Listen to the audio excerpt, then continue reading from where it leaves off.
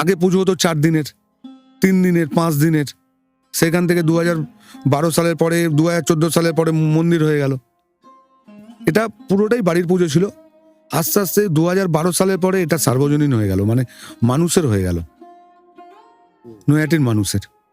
এবং আবেগটা এমনই জায়গায় পৌঁছে গেল, মানুষ আর বড় কালীর উচ্চারণ করতে, এটা আবেগের জায়গা। মায়ের কাছে যা চাইছি পাচ্ছি, তাই বড় মা বলি।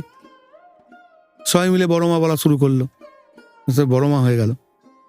এবার মানুষই করলো, সবকিছু মানুষ করছে, কিন্তু আমরা সঙ্গে আছি।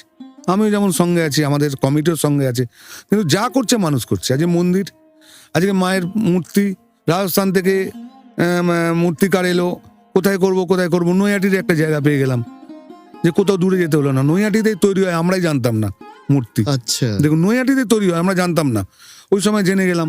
একজন এসে বললো মূর্তি দিয়ে দেবো,